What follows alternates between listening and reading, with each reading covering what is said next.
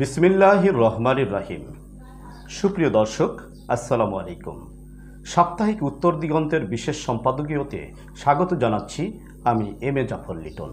আজকের বিষয় মারধর, হামলা, ভাঙচুর, প্রচার এবং অপপ্রচারের কবলে শাহজাদপুর রবীন্দ্র কাচারি বাড়ি। দর্শক, আপনারা নিশ্চয়ই অবগত আছেন, বাংলা সাহিত্যের নোবেল বিজয়ী কবি রবীন্দ্রনাথ ঠাকুরের চিতি বিজড়িত শাহজাদপুর কাচারি বাড়ি। পিতামহের জমিদারি দেখাশোনার জন্যেই 1890 থেকে 96 খ্রিস্টাব্দ পর্যন্ত কবিগুরু শাহজাদপুরে নিয়মিতভাবে আসা যাওয়ার পাশাপাশি সাময়িক বসবাস করেছেন।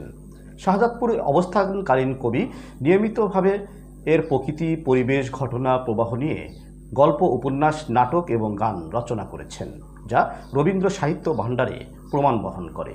শাহজাদপুরে বসে তিনি সোনার তরী, চিত্রা, চৈতালি, পঞ্চভূতের ডায়েরি, ছিন্নপত্র, সমাপ্তি, তত্ত্ব, সৌন্দর্য, মানসী, অসময় এবং শেষ কথা উল্লেখযোগ্য গ্রন্থ রচনা করেছেন।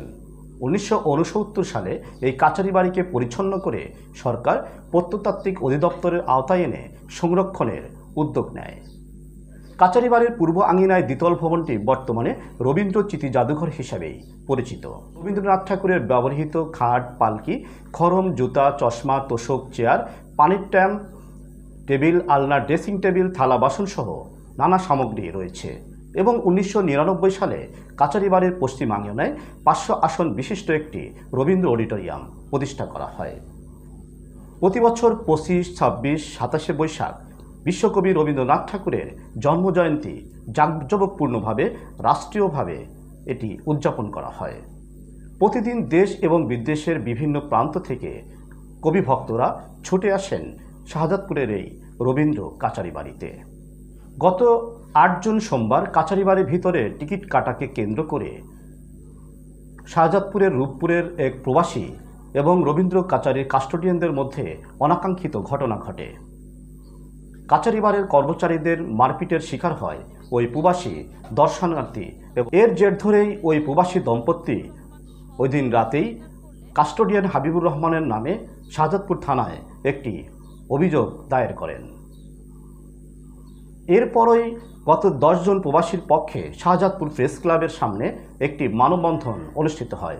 মানববন্ধন শেষে উপজেলা নির্বাহী কর্মকর্তার বরাবর একটি স্মারকলিপি যাবার প্রাক্কালে বিক্ষুব্ধ মানববন্ধনকারীরা ওইখানে মিছিল নিয়ে রবীন্দ্র কাচারি বাড়ির দিকে অগ্রসর হয় এবং জোরপূর্বক গেটতে প্রবেশ করে অর্ধশত বিক্ষোভকারী রবীন্দ্র অডিটোরিয়ামে হামলা করে দরজা জানালা ভাঙচুর চালায়। আর এই অডিটোরিয়ামে হামলাকে কিছু গণমাধ্যম নেতিবাচকভাবে প্রচার করে। কেউ এটাকে মৌলবাদী হামলা, কেউ রবীন্দ্র জাদুঘরে হামলা, কেউ জঙ্গি হামলা হিসাবে প্রচার করে। ফলে তোলপাড় শুরু হয় সরকারের ঊর্ধ্বতন মহল থেকে শুরু করে দেশ এবং বিদেশেও। পরিস্থিতি নিয়ন্ত্রণে আনতে ঘটনাস্থলে পুলিশ মোতায়েন করা হয়। দর্শনার্থীদের প্রবেশে অনির্দিষ্টকালের জন্য নিষেধাজ্ঞা প্রদান করা হয়। এদিকে শাহজাদপুর রবীন্দ্র কাচারি বাড়িতে হামলায় শোক এবং তীব্র নিন্দা জানিয়ে ভারতের প্রধানমন্ত্রী নরেন্দ্র মোদীকে ব্যবস্থা গ্রহণের জন্য চিঠি লিখেছেন ভারতের পশ্চিমবঙ্গের মুখ্যমন্ত্রী মমতা ব্যানার্জি। তিনি কেন্দ্রীয় সরকার নরেন্দ্র মোদীকে চিঠি লেখেন এবং চিঠিতে উল্লেখ করেন, রবীন্দ্রনাথ ঠাকুরের ঐতিহাসিক পৈতৃক বাসভবনে ভাঙচুরের ঘটনায় আমি গভীরভাবে শোক প্রকাশ করছি। কবি তার জীবদ্দশায় বারবার ওই স্থান ভ্রমণ করেছেন এবং সেখানে থাকাকালীন অনেক শ্রেষ্ঠ রচনা বা লেখা হয়েছিল, যা কবির সৃজনশীলতা তার পৈতৃক সম্পত্তির সঙ্গে ঘনিষ্ঠভাবে জড়িত ছিল। মমতা ব্যানার্জি প্রধানমন্ত্রী নরেন্দ্র মোদীকে আর্জি জানিয়ে লেখেন, আমি আপনাকে অনুরোধ করব যে আপনি দয়া করে প্রতিবেশী বাংলাদেশ সরকারের সঙ্গে বিষয়টি অত্যন্ত জোরালোভাবে তুলে ধরুন, যাতে এই জঘন্য নির্বোধ কাজের জন্য দায়ীদের দ্রুত বিচারের আওতায় আনার ক্ষেত্রে কোনো বিলম্ব না করা হয়। যদিও ইতিমধ্যেই অপূরণীয় ক্ষতি হয়েছে, তবুও ভবিষ্যতে সাংস্কৃতিক ঐতিহ্যের স্তম্ভগুলোর উপর যেন কোনো হামলা রোধ, একটি জোরালো আন্তর্জাতিক প্রতিবাদ অত্যন্ত জরুরি হয়। কারণ রবীন্দ্রনাথ ঠাকুর কেবল বাংলাতে নয়, সমগ্র বিশ্বেই সমাদৃত। এদিকে রবীন্দ্র স্মৃতি বিজড়িত কাচারি বাড়িতে হামলা এবং ভাঙচুরের ঘটনায় বিবৃতি দিয়েছে সংস্কৃতি মন্ত্রণালয়। এই ঘটনায় রবীন্দ্র স্মৃতিবিজড়িত কোনো নিদর্শন নষ্ট হয়নি বলেও বিবৃতিতে জানানো হয়েছে। বিবৃতিতে আরও জানানো হয়, হামলায় ব্যক্তিগত দ্বন্দ্বের বাইরে কোনো সাম্প্রদায়িক কিংবা রাজনৈতিক উদ্দেশ্য ছিল না। সংস্কৃতি বিষয়ক মন্ত্রণালয় আরও বলেছে, এই ঘটনায় জেলা প্রশাসন এবং প্রত্নতাত্ত্বিক অধিদপ্তর দুটি তদন্ত কমিটি গঠন করেছে। পুলিশ 5 জনকে গ্রেপ্তার করেছে, অন্যদেরকেও গ্রেপ্তারের চেষ্টা করছে। এদিকে 2 দিন বন্ধ থাকার পর আজ 13 জুন শুক্রবার বেলা 11টায় সিরাজগঞ্জ জেলা প্রশাসক মোহাম্মদ নজরুল ইসলাম আনুষ্ঠানিকভাবে একজন দর্শনার্থীকে প্রবেশ টোকেন তুলে দেন এবং এর মাধ্যমে উন্মুক্ত করে দেন রবীন্দ্র কাচারি বাড়ি।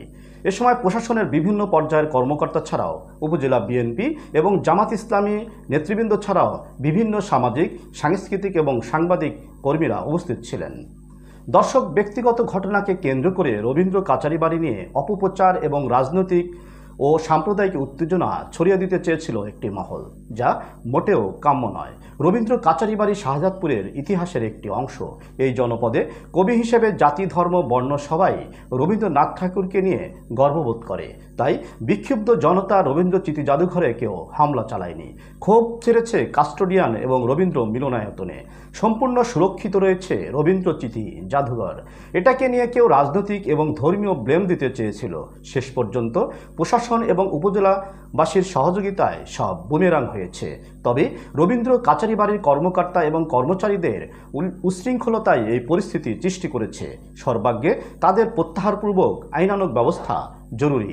এরপর অডিটোরিয়ামে হামলায় জড়িত প্রকৃত ব্যক্তিদের খুঁজে বের করে আইনের মুখোমুখি করতে হবে, সে যে দলেরই হোক, যে মত এবং পথেরই হোক। তবে নিরীহ নিরপরাধ কোনো ব্যক্তি যেন হামলার ঘটনায় বলি না হয় কিংবা হয়রানি না হয়, সে ব্যাপারে প্রশাসনের সবাইকে সচেতন ভূমিকা পালন করতে হবে। সবাই ভালো থাকুন। শুভেচ্ছা নিরন্তর।